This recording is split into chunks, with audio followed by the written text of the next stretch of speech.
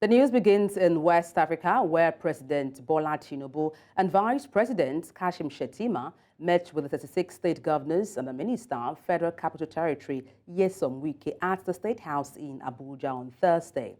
The meeting was necessitated by the rising price of food items, insecurity, delayed and non-payment of salaries, gratuities, old workers, retirees and pensioners, among other issues. President Tinubu informed the governors that the federal government will work with them and the National Assembly towards putting in place a mechanism that would engender state police instead of vigilantes that are being used in some states. On the rising cost of food, the president advised against the idea of food importation and price control when local food producers should be encouraged to produce more food. Nigerians may be in for tougher times in the coming days as the country's inflation rate continues to rise. It now stands at 29.90%, up from 28.92% in the previous month. Meanwhile, in the face of this, the Sultan of Sokoto, Muhammad Abubakar, has lamented the economic hardship in the country, saying Nigerians were frustrated and hungry. And speaking at the 6th Executive Committee meeting of the Northern Traditional Rulers Council, NTRC, which was held in Kaduna State, he said insecurity and poverty were the major issues causing trouble in the northern part of the country.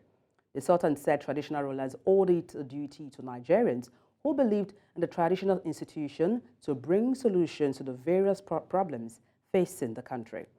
And to talk about this, I've been joined live on the news by Elvis Akpobi, Executive Director, Not Too Young to Lead Initiative. Good afternoon. Glad to have you join me, Elvis. Good afternoon. Thanks for having me. All right. What's your impression on the Sultan of Sokoto decrying the hardship in the country? When I read through that news, it shows that at least we have a prominent royal figure who feels the pulse of Nigerians. At the moment, it's a very difficult time to be a Nigerian, owing to the fact that let's not talk about the unemployment rate among young people. It seems as if escaping Nigeria is becoming a culture for people because even if you're privileged to earn good salaries, the inflation rate is high, people around you are not privileged, they're not doing well, you won't feel secured. Let's not forget another issue of people who cannot travel to and fro from different places across the country. The cost of insecurity is very, very high, and we have people who we contracted governance to with our vote who said they are coming to solve problems, and today they are giving excuses of what they met, the Nigeria they met as decades. We didn't elect anybody to come and give us excuses. We elected people to come and solve the problems of Nigeria.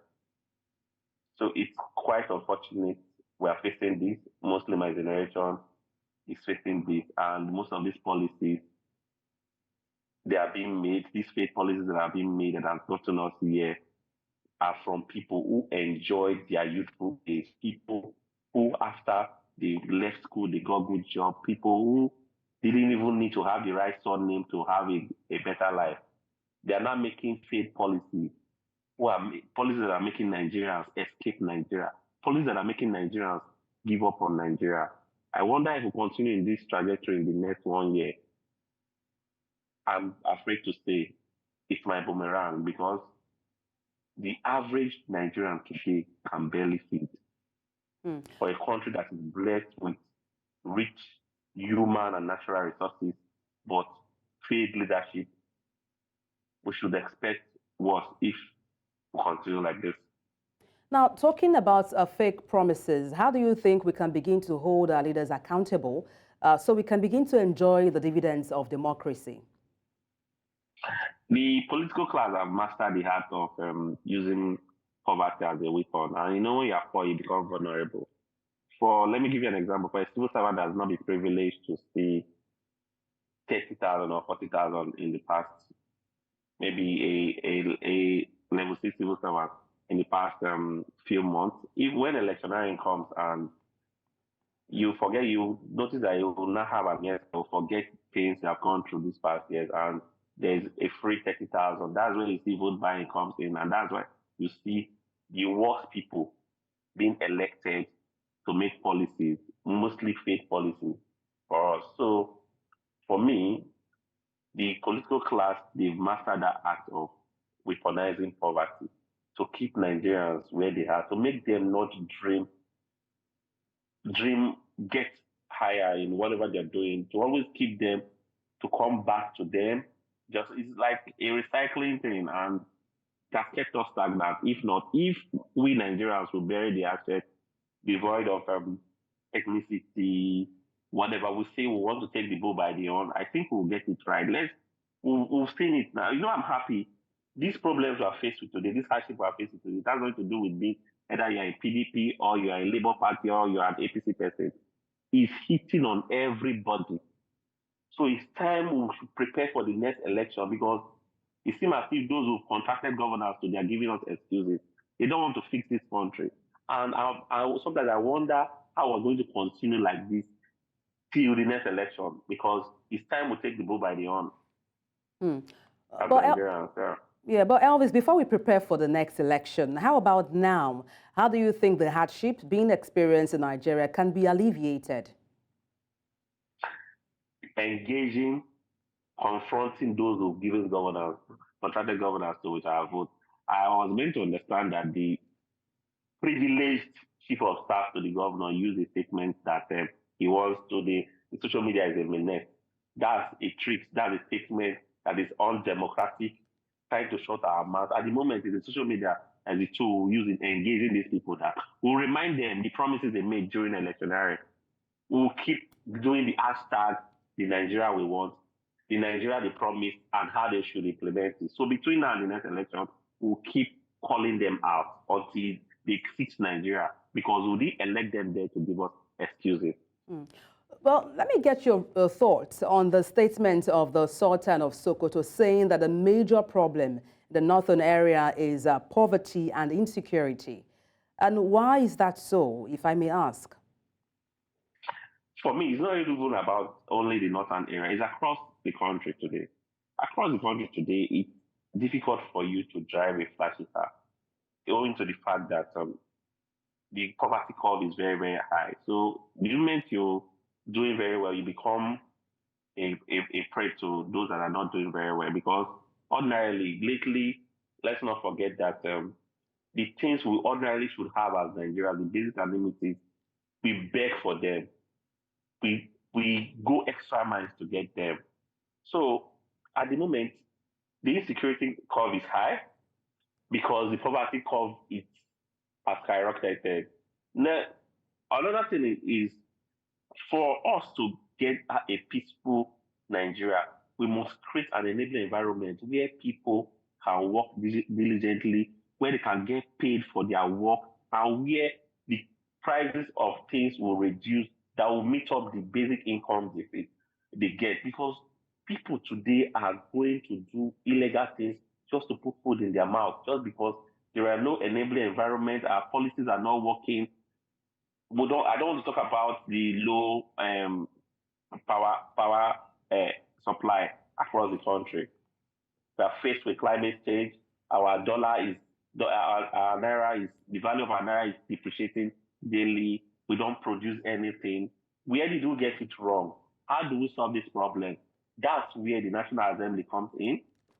That's where the presidency comes in.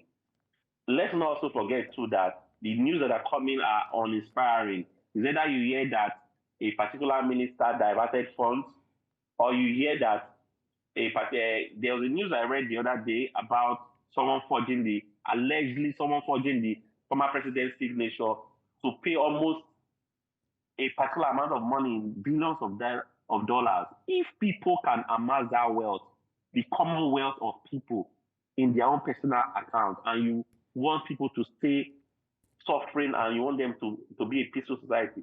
To have a peaceful society, we must invest in peace.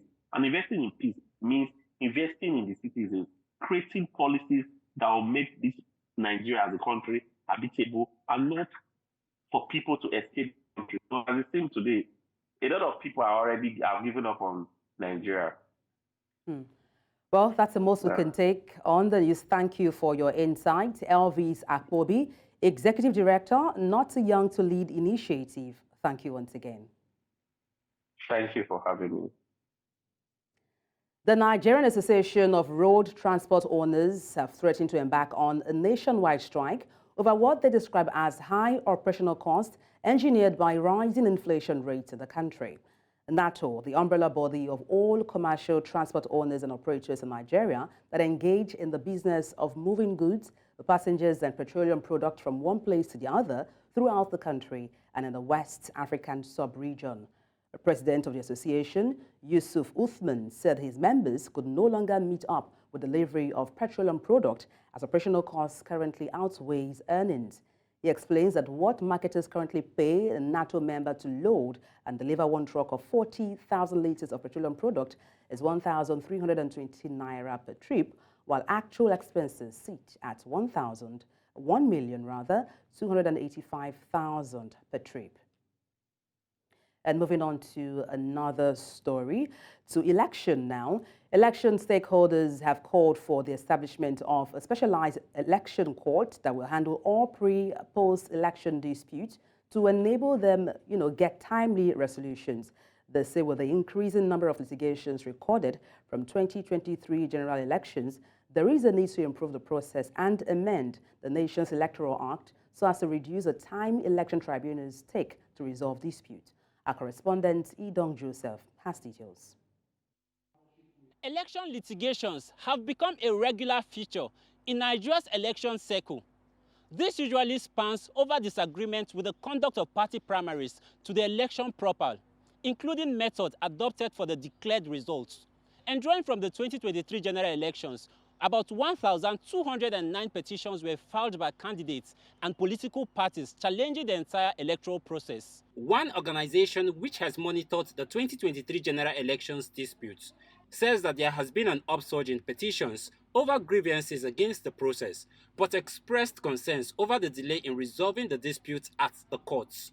The whole process of court is a difficult process to prove your case and win at the court because the whole process is cumbersome. One of the things we want to see is that justice is thoroughly done, not on the basis of technicality, on the basis of the substance of the matter. At this panel discussion, which reviewed the entire litigation process of some election dispute cases, stakeholders here say the conflicting decision between the electoral body and the judiciary is eroding confidence on the electoral process. Whether the ballot box, should be the final determinant of an election, or the courtroom should be the final determinant, because I think, as a commission, it needs to be recognized that the two elements are part of a single legal process. If they say it was not issued by them, he wins. If they say that this is the authentic certificate we issued to this man, that is the end of the petition. So in that case, you cannot say it is the court that is returning somebody as winner of the election. No. The executive director of Kimpak's Development Initiative is calling for a special court to lessen the overwhelming caseload of election disputes. What we have now, where you have loads of cases and the court is busy for 2 years handling the election matter and then abandon their regular job, is it a sustainable process? So we should be looking at probably we have a special court for electoral matters because it looks like it has come to stay. Stakeholders have called for a review of current legislation to reduce the litigation timeline, as they say this is too long when placed side by side with the swearing-in of candidates. In Abuja for News Central, I am Edong Joseph. Luck ran out of an alleged notorious drug baroness in Umuahia after the Homeland Security, in conjunction with the National Drug Law Enforcement Agency, busted her den. Identified as Adao Biunwekwe, she is said to be the daughter of the notorious Joe King Jaguar, who is now late. News Central's Chiwo Gele has details. The raid, which lasted for hours between Wednesday, the 14th of February to Thursday, the 15th of February 2024, in her father's house, saw to the recovery of some exhibits which included substances believed to be narcotics, sums of money, among other items. During the sting operation, some other suspects were also arrested. Of the governor of Abia State on Homeland Security, in collaboration with the National Drug Law Enforcement Agency, NDLEA, Abia State Command conducted a successful joint operation on the premises of one Miss Adobe Nweke at number 23 Arochukwu Street by Calabar Road, Umuahia, where the joint team seized a very, very large amount of prohibited drugs. According to the Senior Special Assistant to Governor Alex Oti on Homeland Security, Mr. Chukwunenye Alajemba, the state government will not tolerate any form of vice in any guise, hence would go any length to fish out all those causing threats to life in the state. Abia State is not a safe haven for any criminal. No drug lord is allowed to exist here in Abia State. This is the command of the governor of Abia State, and this is a command that we must all take. Today, Umuahia is going to heave a very good sigh of relief because this woman has ravaged our sons and our daughters. People are dying from drugs. Also, the Deputy Governor, Mr. Ikechukwu Emeto, warned all such persons who peddle hard drugs in the state to desist forthwith or carry their trade elsewhere. Stay away from Abia State. We don't need you. You are not part of the development of the state. We need peace-loving people, those that want to develop the state. Drugs can't develop Abia State. We want our youth to be safe and very useful to the government of Abia State. This situation is not new to the family of Adobe Nweke, who was said to be a lawyer, as her late father was a constant visitor of the prisons when he was alive for the same offenses. In Umuahia for News Central, Chinwe Ugele. The Academic Staff Union of Universities has said the proposed education loan scheme will keep students in permanent debt. According to a statement on Thursday after its National Executive Council meeting in Bayelsa State, ASU said it was surprised by the report received on the failed promises of the Bola-led administration towards addressing the lingering issues that forced the union to embark on nationwide strike action of February to October 2022. ASU insisted that the student loan scheme being promoted by international money-leading agencies such as the International Monetary Fund and the World Bank would starve public universities of funding. ASU, however, suggested that if the state and federal governments truly wish to invest in the lives of the Nigerian student, grants and scholarships should be made available to students, while the needs-based budgeting system should be restored to the university system for greater efficiency. And to talk about this, I'm being joined live on the news by Dr. Ikechi Nwogo, an educator. Good afternoon. It's a pleasure to have you join me. Yeah, thank you. Thank you. Nice having you too. The pleasure is all mine. Now, what are the potential benefits and even drawbacks of the education loan scheme? Well, I think we shouldn't even jump into that yet without first analyzing the issues. I think, is there a blueprint for education in Nigeria? Because, you know, I want to build a house, for example, and I just jump to the backyard and begin to set up the kitchen. It doesn't make sense, right? So the first and foremost thing I should do is to set up a plan. Okay, and then the plan details what the building should look like. At draft level, I could make adjustments. So is there a blueprint for education? Because I know we have the National Council on Education that visits the plans for the future, you know, looks at the past, looks at history, and tries to fix things, and tenders reports to the Ministry of Education. So before you talk of a loan scheme, you should have assessed, you know, futuristic education in view of needs and the potentials of what you want and the kind of environment you want to create.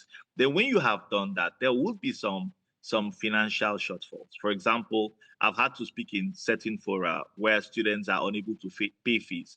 It's on this premise that you want to consider a student loan scheme. But then when you look at the plethora of issues in Nigeria, bordering around education, the ASU schemes and all that, you discover that government seems to be excited, very exuberant about new ideas. They just want to jump on things without standardizing other things, without creating a proper balance. So everything starts and slows down and fails. Starts and slows down and fails. And I think observers will be afraid. I hope this is not going to be one of those failed schemes, because a student loan scheme is interventionist. It's required to address the day in terms of fee payment and sustenance of your educational dream.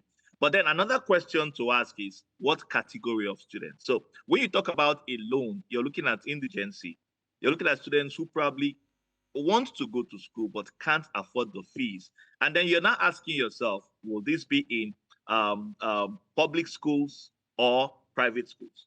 Now, for you to even be a student of a private university, you have crossed a borderline.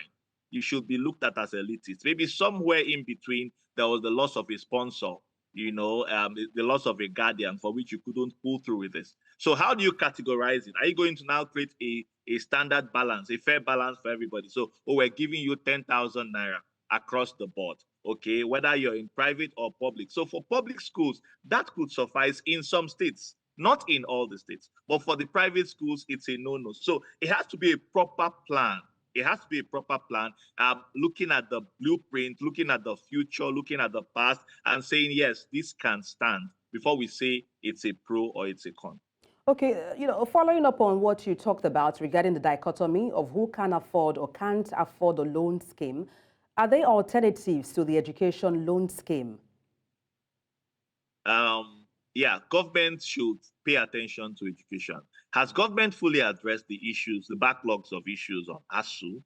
Because, I mean, when you subsidize education, for example, I know that this government is not excited about subsidies anymore. They want to take off subsidies from everything. But rather than pay a loan to a student, okay, that probably will graduate from school and cannot find a job to pay back the loan, why don't you improve the standard of learning and sponsorship for our universities and probably increase grants, okay, increase scholarship opportunities? Because some of the monies that are, stolen and thrown away all around, if those monies were invested in education, we'll have more classroom blocks, would have near zero requirement to pay fees. And then there are some other monies that are extracted from students here and there when they're on campus that shouldn't be. So government really needs to come in with the issue of regulation, regulating what is paid for, what is not paid for, textbook management, forestalling harassment here and there and all that. And then there'll be proper explanation. But the first thing, we go back to the details. Is there a database of students?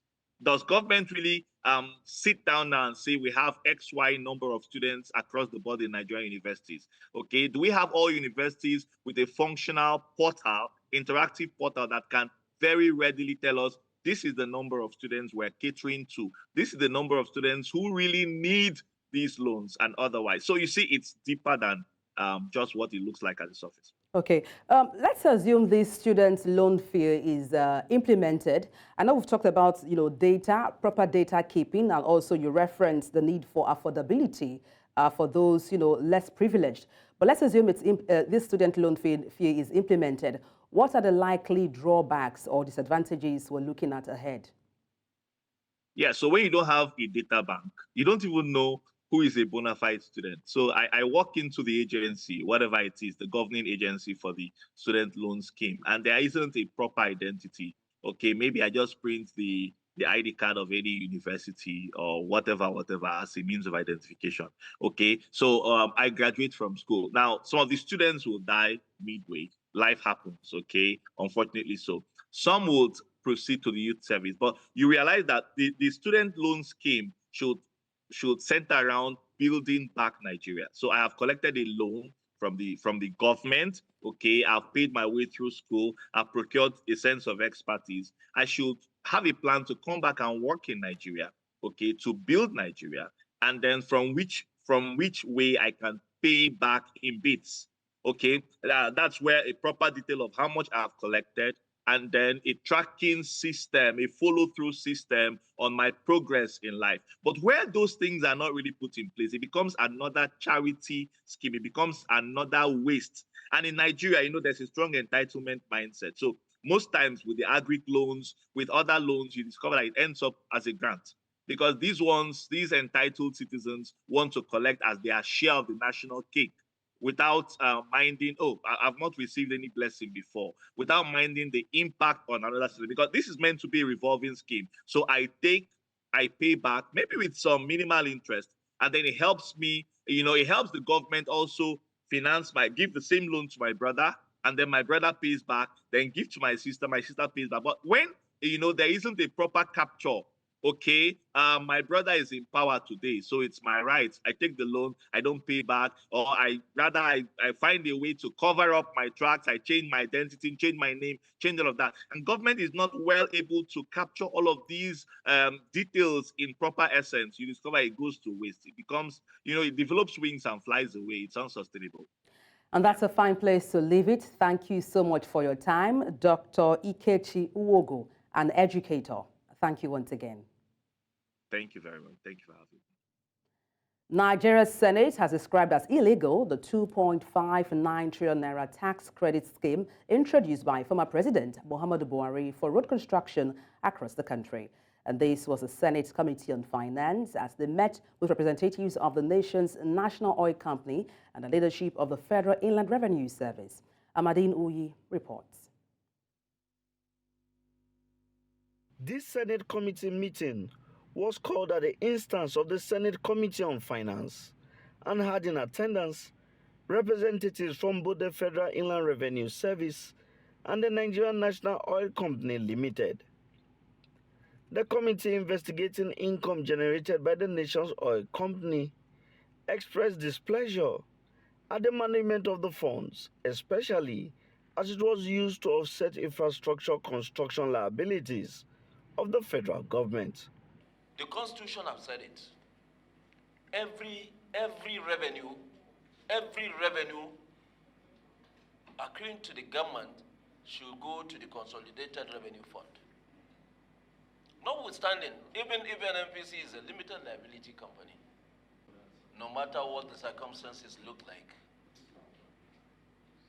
to correct what you think is not right. This is actually the purpose of this meeting.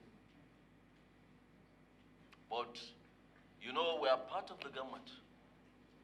We are all one government. So when we come to approach issues, we as legislators, we must listen very carefully to be able to now take our own decisions. The chairperson of the Federal Inland Revenue Service says that the commission was compelled to act illegally, participating outside its constitutional mandate. I'm Chairman Federal Inland Revenue. My mandate is to assess, collect, and account for money. I don't have appropriation rights, and that is why you see the delay in the payment. I did not approve any payment, and I'm not ready to approve because it is not in the law for me to be appropriating the money I'm collecting. There are reasons why we have rules and laws. The first thing for any project is that you appropriate for it in National Assembly, and that is where you have all the rights to monitor and do all sorts. It is not my duty or NNPC duty or any company duty, for that matter, to tell us where you have tax, you must use it for road. In reply, representatives of the nation's national oil company, however, absolved the company from allegations of spending income generated without approval by the parliament. It's very important to dispel the rumors and fake news out there in the public. What is this $3.3 billion facility for? It is an NNPC initiative. NNPC is a limited liability company. This is a pre-export financing, and it's basically a forward sale of crude oil over the next 5 years, for which we receive money upfront. The 2.59 trillion naira tax credit scheme was introduced by Executive Order 7 of 2021 by former President Muhammadu Buhari. It was supposed to help with financing of key road projects across the country. In Abuja for News Central, I am Amadine Uyi.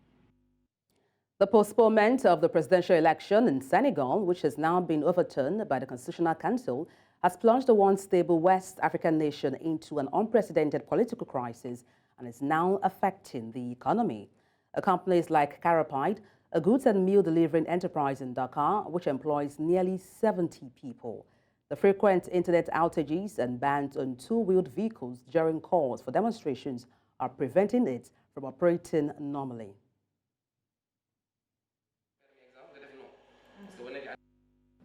97% de l'économie entre les mains du secteur informel. Et quand on déclare une journée morte, c'est-à-dire que l'économie informelle ne va pas être active. Et si l'économie n'est pas active, les conséquences, c'est dans les maisons. Parce que les fonctionnaires peuvent recevoir des salaires mensuels, mais ceux qui sont dans l'informel vivent de l'activité économique. L'économie n'aime pas l'incertitude. Maintenant, on ne sait pas ce qui va se passer au Sénégal au mois d'avril, au mois de mai, au mois de juin. Qui va investir dans une économie qui subit une instabilité politique et on ne sait pas quand est-ce que cette stabilité-là va trouver une solution. Senegal's Constitutional Council has overturned the postponement of this month's presidential election, a move that plunged the country into its worst crisis in decades. The council said a law adopted by Parliament on February 5, which delayed the election for 10 months and thus kept President Macky Sall in office, was unconstitutional. Sall's move provoked widespread outcry from Senegal's opposition and civil society, who decried it as a constitutional coup. It prompted violent protests during which 3 people died and dozens were arrested.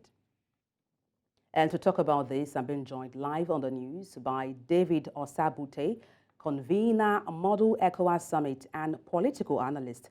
David, glad to have you join me. Hi, good afternoon. How have you been doing? All right, fantastic. Let's get straight into it. What are your thoughts on Senegal's Constitutional Council describing Sall's postponement as a constitutional coup? Well, thank you so much. I think that is a very good news. It's a very good development for Senegal itself, and then it's also a very good news for the West African sub-region. That is to say that there are institutions that have been mandated by the Constitution, and these institutions are working. And for me, that is to say that the people of Senegal can trust in their democracy. The people of Senegal can trust in their constitutionally mandated institutions to work. So that actually brings a lot of confidence into the country. Like when I spoke to your media on Monday, I had clearly stated that what was happening in Senegal was a clear violation of the ECOWAS protocol on good governance and democracy. So what is happening now in Senegal, the Constitutional Council has declared that what the president did and what Parliament also did was unconstitutional, and for that matter, it has been overturned. Like I said, it's good news. It's good development for the country, West Africa, and Africa as a whole. Okay, well, so not so good news. There's been widespread protests resulting in the death, of people, resulting in loss of lives, fatalities as a result of the protest. How do you think this affects the political climate in the state? It does affect, but let's go back to the point that what the president did, what Parliament did, has been declared by the Constitutional Council as unconstitutional. Definitely, there will be issues that would have to be dealt with. A few people have lost their lives, and the government or the institutionally mandated bodies will need to set up committees to be able to investigate some of these. And so I think that gradually we're seeing that the institutions are working, and that is what we expect to see in Senegal. And definitely other countries are learning from what is happening in Senegal by allowing institutions to work. So definitely, yes, we need to go back to the conversations to address some of the protests, some of the political unrest that have happened from the day when the president had announced that the election was going to be postponed to sometime December. Let's talk a bit about ECOWAS, a body Senegal belongs to. We understand they had sent a communication to Senegal to return back to the original date for the presidential election, but that has, fallen on deaf ears. Do you foresee any likelihood of Senegal pulling out of ECOWAS? I don't foresee that now. Looking at it from the fact that the Constitutional Council had said that this was unconstitutional, and then also if you go through the ECOWAS protocol on democracy, on good governance, it also point out clearly that what is happening in Senegal unconstitutional. I don't foresee Senegal pulling out of ECOWAS, especially when Macky Sall himself had indicated that he was not going to run for another term. I don't foresee that. I think that ECOWAS would need to still have that level of dialogue with Senegal to ensure that wherever the gaps may be, some of these issues are ironed out in a very peaceful manner.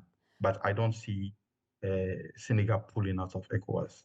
All right, finally, David, do you think really and truly the Constitutional Council in Senegal would have any impact whatsoever on the president in ensuring he reverts back to the calendar for the elections, the presidential elections? No, can you say that? Can you take that question again? Okay, I was asking if you feel the Constitutional Council, declaring these as the constitutional coup, the change in date, postponement in date for the presidential election in Senegal, if indeed they would have any impact on the decision of the president in reverting back to the original date for the elections in Senegal. Well, the original date for the elections in Senegal is on the 25th of February, which is just some few days away, and just some 10 or 9 days to the elections.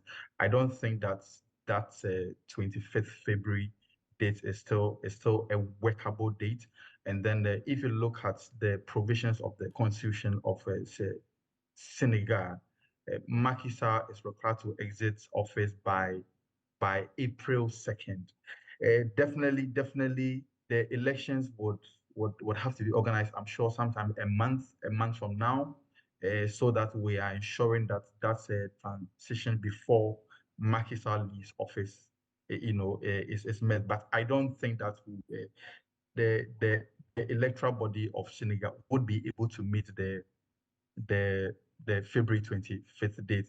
And I do hope that Macky Sall, if indeed he intends to leave a very clean sheet, he needs to respect what the Constitutional Council had said. He needs to respect the ECOWAS protocol on democracy and good governance. He needs to respect the rule of the people. Sorry, the voice of the people of Senegal. And then he also will need to respect the rule of law. He has no option, because this is constitutionally mandated, and the president will need to respect some of these things. All right, that's a fine place to wrap up. David Osabute, it's a pleasure speaking with you. All right, thank you so much for speaking with me. The Senegalese have celebrated as several government opponents are released from the Rubis prison in Senegal amid a political crisis that has gripped the country since the presidential election was delayed. Several government opponents were released from prison in Senegal on Thursday. The move is seen as President Macky attempting to placate the population, as was predicted after violent protests and worldwide alarm erupted in response to the decision earlier this month to postpone the election that was scheduled for February 25. 3 people have been killed during demonstrations, with security forces repressing attempts to mobilize. Oui, je suis très fier et je peux dire que c'est une libération très bien méritée, parce que je me dis que j'ai rien fait, absolument rien fait. Ils m'ont trouvé chez moi, ils m'ont arrêté, ils m'ont collé des motifs inexistants, ce qui est inconcevable dans un pays démocratique. Nous demandons la libération de nos camarades. UN Secretary General Antonio Guterres is to formally open the 60th Munich Security Conference on Friday, as some 50 world leaders are expected to attend this year's event. The main topics on the Security Conference agenda are the ongoing conflicts in Ukraine and the Gaza Strip. U.S. Vice President Kamala Harris is expected to address the 3-day conference on the opening day.